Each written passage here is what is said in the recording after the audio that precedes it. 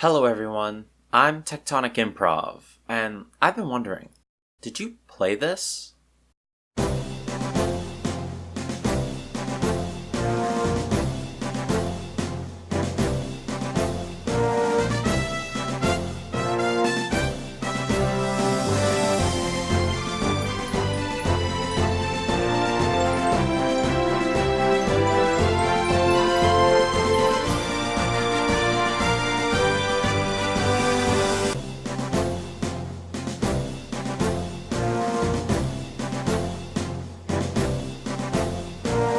Welcome back to the grand return of Did You Play This? A series of videos where I discuss/review games from my past that are seldom talked about online. Much like last time, we're going back to the early 2000s for this one. Evolution Worlds is a JRPG released in 2003 for the Gamecube, and like Prehistoric Man, is actually a port. Except this time the platform of origin is from the Sega Dreamcast. I'm sure a lot of you would be unsurprised in knowing that I have more experience with the GameCube version of this game and will be focusing most of my video on said version. Evolution Worlds manages to stand out a bit as a GameCube title, as it's one of 20 or so games that can be classified as an RPG. Fans of Nintendo from the late 90s to early 2000s remember how hard it was to come across an RPG, let alone a JRPG. When the picking is slim, you take what you can get. My siblings and I were huge fans of Final Fantasy and the like, so Evolution Worlds was easily able to catch our attention. Mostly though, I remember watching my brother play the game while I just watched from afar. Until making this video, I'd never actually seen the end of this game, since he got stuck at the final dungeon. So if you have any memories of this game, we'll all walk back down to 2003 together. And if you don't want the story of the 16-year-old GameCube JRPG spoiled for you, skip to this part of the video. Evolution Worlds takes place in a nameless land where ancient civilizations are explored by adventurers who carry technology known as a Psy-frame. Psy-frames are weapons that come in many different shapes and sizes, like a Swiss Army knife or a cigar. We follow the adventures of career adventurer Mag Launcher, head of the Launcher family, who scours ruins in search of the legendary Psy-frame Evolution, and a paycheck to keep his once great family from falling into bankruptcy. Mag had a father who was a great adventurer too, but he disappeared one day and frankly isn't really that important, aside from being responsible for bringing the mysterious mutant girl named Linear to the Launcher home. Linear doesn't have a Psy-frame, but she does have healing powers unique to herself. She's also the first time I had a crush on a fictional character, so there's that. The Launcher family, once coming from money, of course has a butler named Gray Nade. No, I'm not joking, that's actually his name. Gray is the closest thing to a father figure Mag has, and will accompany you on dungeon diving if you so choose. He doesn't have a Psy-frame either though. Nah, he just packs a double-barrel shotgun. Mag and Linear aren't the only adventurers in their home of Panem Town. There's the hot-headed Chain Gun, whose Psy-frame is the strangest thing I've seen in a while. Then there's the calm, cool, collected Pepper Box, whose box I'd like to pepper anytime. Good one, Matt. There's another character who will join Mag on adventures, but we'll talk about him later. After exploring a dungeon, Mag's presence is made known by the 8th Imperial Army, a military force with great pull over the aforementioned nameless land. The prince of this army, Eugene, explains to Mag that they too are looking for Evolution and would appreciate any cooperation. Despite this meeting not really going anywhere, Eugene expresses interest in Linear. A little too much interest. Roses and women both begin to lose their beauty once they have blossomed. Wouldn't you agree, my dear? How old is Linear again? 15, huh? Oh no. Eventually, Eugene comes to the conclusion that Linear is the key to discovering Evolution, so he storms the Launcher home with his military forces and kidnaps her. Mag, Gray, Pepper, and Chain all stage a rescue mission to get Linear back. After a hard-fought battle, they rescue Linear, but not before Eugene lands a cheap shot on Mag. This awakens something in Linear, revealing that she wasn't the key to discovering Evolution, she was Evolution. The group then returns home and the 8th Imperial Army never bothers them again. I suppose it's because they were intimidated by Linear's power, but after this point in the game, they're never brought up again. What's that? You thought this was the end of the game? Well, no, that's like the first third. Content-wise, at least. The story picks up again 6 months later. Mag has made a name for himself in Panem Town, and has been invited to explore the ruins in the town of Museville, the home base of the Society, the group that employs adventurers in an effort to find treasure. On the way to Museville, though, we are introduced to the roguish Carcano, leader of the Red Wolves. He gets the shit kicked out of him, though, and turns tail quick. Once in Museville, Mag is sent to search for a couple of artifacts for some mysterious project the head of the Society, Professor Whitehead, is cooking up. Meanwhile, in between adventures, Linear, who can talk now by the way, is visited in the nighttime by a mysterious man named Yurka. He seems fascinated in Linear and even seems to know her. Eventually, it's even discovered that Yurka seems to be working with the head of the Society in this scheme of his. This routine of adventure to Yurka meeting goes on for a couple of days until one morning, Mag is told that Carcano and the Red Wolves made off with the artifacts, and that they have to get them back. Mag and friends head into the Red Wolves' hideout, and after a bit of a botched entrance, Carcano is convinced. Go get him! Jump! Oh yeah! Smack! Alright? Take that! How could I get? To hand over the artifacts they stole. In this process, Carcano grows a deep respect for Mag, and the two become friends. All isn't well though, as Yurka shows up and meets Mag for the first time. Oh well, let this be a warning. If you stay with Linear any longer...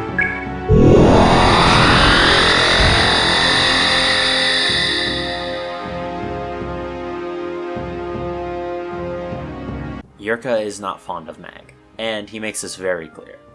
After all of these meetings though, Linear is convinced to join Yurka in his vague efforts to change the world.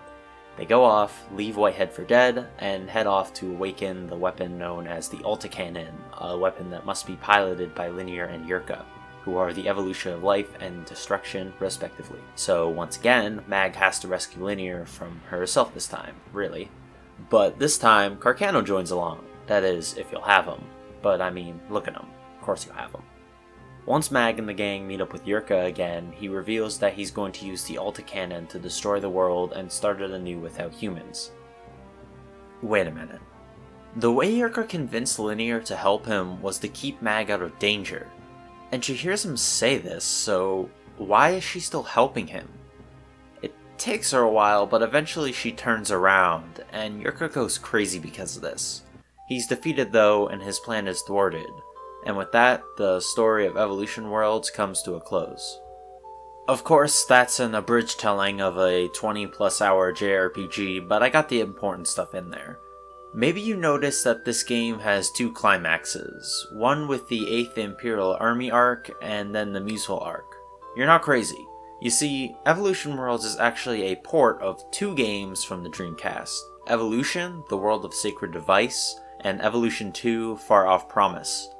The first game covers the 8th Imperial Army, and the second is about Yurka. This would be all well and good, but the port has a fair share of pacing issues. The first part of the game flies by before you even realize you're at the end. After front-loading you with a ton of exposition, you complete one dungeon, and then you are hit with about 20 minutes of cutscenes. I know it's a JRPG, but this isn't Final Fantasy, guys. And then, after that, one dungeon later, and we're already reaching the climax of the story with Eugene. I was amazed at how much they were rushing the story, but as it turns out, in the Dreamcast version, this isn't the case. Instead of the back-to-back cutscenes explaining Eugene and his schemes, they're given out much more bristly in between a much larger amount of dungeons.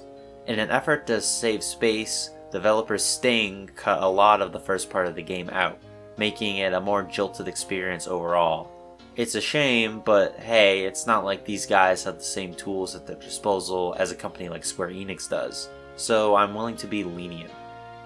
Overall though, even with those pacing issues fixed, the story is nothing to write home about. It's a bog standard story about ancient civilization, the bounty hunters who want to explore it, and the factions that want to exploit it. Despite that though, the world of, well, Evolution Worlds has a lot of personality to it. The character models don't really do justice to the art direction of this game, and don't even get me started on the pre-rendered cutscenes. I thought the point of these was to make the game look better, not worse.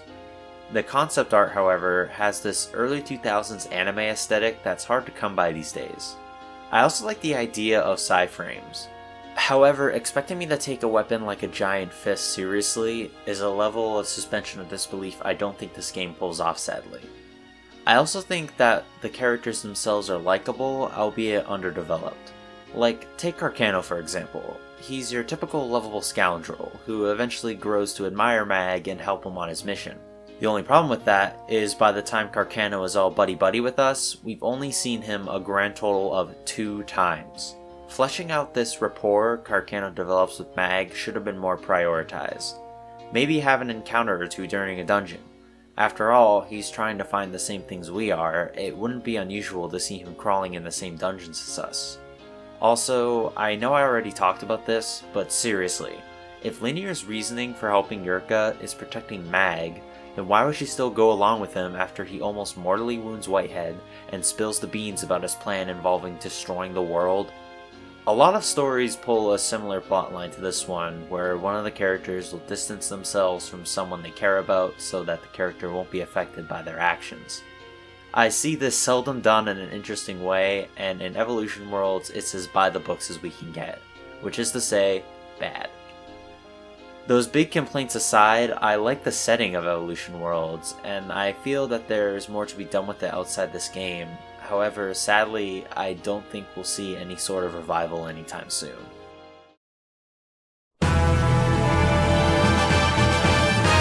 So when it comes to JRPGs, the 2 most important components are the story and the battle system. While I liked the setting itself, the story was fairly basic, with some holes that I found hard to ignore. So what about the overworlds and combat then? Evolution Worlds doesn't really rock the boat in this department either, for better or for worse. Outside of combat, exploring dungeons comes in 2 different flavors. The first part of the game has you exploring randomly generated dungeons. In the second half, this is relegated to an optional super dungeon, which, while having a history of not being able to resist completing these things, like the Demon Shaft and Dark Cloud, I decided it wasn't really necessary for me to look at this in the... So the Tower of Despair is 50 floors high with a checkpoint every 10 floors. They cut down the amount of XP you can earn in this dungeon, and instead the point is to grind TP, which I will talk about later. Another thing this dungeon will kinda help you with is earning money. Only kind of though. I suppose in an effort to not have Evolution Worlds suffer from ludonarrative dissonance, you will spend the majority of this game, like Mag, poor as fuck. I spent the entire trek through this dungeon hoarding items, only to sell them all for peanuts. Problem with that is I could only carry 40 items, so I ran out of space real quick. By the end of every other JRPG, I was loaded, having more cash than I knew what to do with. Not this game though. Evolution Worlds has to be the most miserly game I've ever played. You would think that going through 50 floors of enemies would have me rolling in dough. Well, here's the thing. In Evolution Worlds, enemies don't drop money. That's right, you don't get money from enemies. Something that's in practically every other JRPG is absent here. This game made me realize not to take simple game mechanics like this for granted. Now, I wouldn't have too much of a problem with the low bank account in this game if the amount of things to purchase was small as well, but that's not the case here either. You can upgrade your sci-frames to get stronger attacks in battles, right? The problem here is these upgrades cost an arm and a leg. You're really going to want these upgrades too, so these things should be top priority after finishing a dungeon, which means cutting into your funds for healing supplies and gear. When upgrading, be very sure on what sci-frame part you want to upgrade. You literally cannot afford to be frivolous with these. Okay, enough about the money. The second type of dungeon are the pre-made ones, and thankfully they're the majority. Most of the time I prefer this over randomly generated dungeons because the latter can start to feel samey extremely quickly. However, the pre-made dungeons are only a slight step up from the former. The differences between each dungeon mostly come down to a change in scenery. No interactivity outside of battle to be seen, outside of a few exceptions. Carcano's base turns the dungeon formula slightly on its head, requiring the player to climb up a dungeon to find a key, then backtrack to the beginning to find the exit, which really just ends up being tedious. Then, in the final dungeon, we get some poles that Carcano can interact with, leading to extra loot and the like. This, however, is very poorly explained to the player. I had no idea that Carcano could interact with these things, and frankly, can you blame me? It didn't help that shortly after we began to explore these dungeons, I found myself getting a little bored. Thankfully, the combat within these dungeons are here to rescue us from the monotony, right? Evolution Worlds has a standard turn-based battle system with a few tweaks to make it stand out a little. For example, you have the FP and the aforementioned TP system. FP is pretty much your MP gauge. Anything more than a regular attack costs FP to use, which is standard for the genre, but when you use a regular attack, you gain a small amount of FP dependent on your level. This passive bonus is great for long dungeon crawls. It also means that you're not totally screwed when you're halfway through a dungeon and wasted all of your FP. This is such a simple, quality of life improvement that ends up going a long way. Then there's TP. TP is a separate point system that is gained by defeating enemies in battle, not unlike experience points, except these points can be accumulated then spent during combat to unlock more powerful moves. The best part about this is when spending TP to unlock a new move, it doesn't cost you any FP. So if you're a little clever, you can accumulate a lot of TP, wait for a boss fight, and then just unleash an onslaught of powerful moves, essentially for free. This is a really cool idea that I think more JRPGs should use. If you know of any that have something like this, let me know, because as far as I'm aware, Evolution Worlds is the only one with it. Something a little more conventional are talents. These are kinda like limits or overdrives if you're familiar with Final Fantasy terms. If not, you basically have this once per battle ability that is unique to the character. Once it's used, it needs several more battles of cooldown before it can be used again. You may be tempted, like me, to save these abilities for boss fights, but you should definitely use these as much as you can, as they get stronger the more they're used. There's also the columns mechanic. It doesn't really take a rocket scientist to figure out the idea behind this one. The closer you are to the front, the more damage you deal and take. You can spend the turn in battle changing which column you want to be on, or rearrange the order outside of battle. While on paper I like this idea, the difference in damage can feel a tad negligible, and column switching while in battle is just too slow to end up being viable. Turn order in Evolution Worlds is like Final Fantasy X, last Final Fantasy reference I promise. The turn order is shown to you with a little graphic to the right of the screen. Since you know who's gonna go and when, it's easier to plan out an attack in the most optimal way possible. However, unlike Final Fantasy X, you don't know when the character whose turn it is will go next until you decide what they're doing, which I would have really appreciated. All in all, these mechanics, while neat, sadly don't end up amounting to too much, because with exception to the last boss, I never had any trouble with this game, and was able to autopilot through all of it. This was likely the reason why I was beginning to find the dungeon crawling boring, if not the combat itself. Maybe it comes down to me not being green when it comes to these kind of games. That last boss though, Jesus. I ended up having to grind for quite a bit on that one. Oh, and one more thing about the combat. There are these sparkling rings around the characters' portraits sometimes. I thought that the ring meant their talents were recharged, but that's not it. I wish there was something in this game that explained this, or hell, any of these things. I'm not asking for my hand to be held, just that an optional tutorial would have been nice. After all is said and done, it's clear to me that mechanically this game is average at best. The story is your standard serviceable anime, the combat is decent, and dungeon crawling is run-of-the-mill.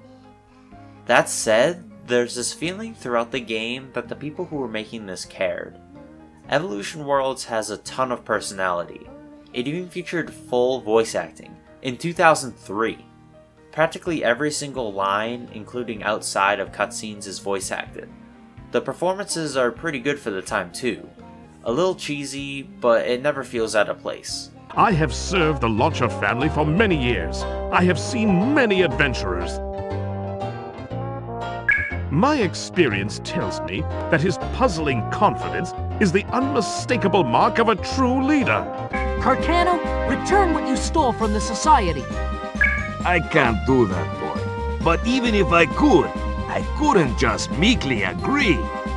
Bandits follow their own laws, but I've taken a liking to your gutsy attitude, boy. Yet still, I can't just let you go back to town like this. You guys are a bit of an eyesore. Now that's a pretty nice story, taking on the 8th Imperial Army. A chance like this doesn't come my way too often. Count me in. Besides, I can't wait to see the new head of the Launcher family start his stuff. It's clear to me why I was so fond of this game when I was younger.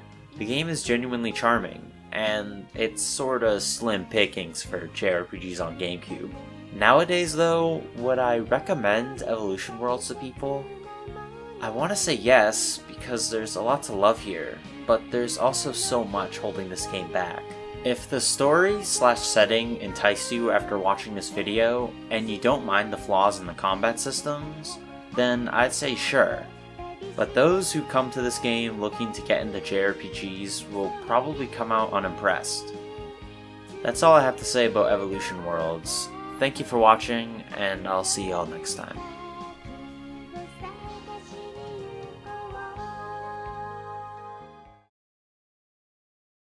Is this the fate of ultimate evolution? I'll give no quarter! I'll give no quarter! Is this the fate of ultimate evolution?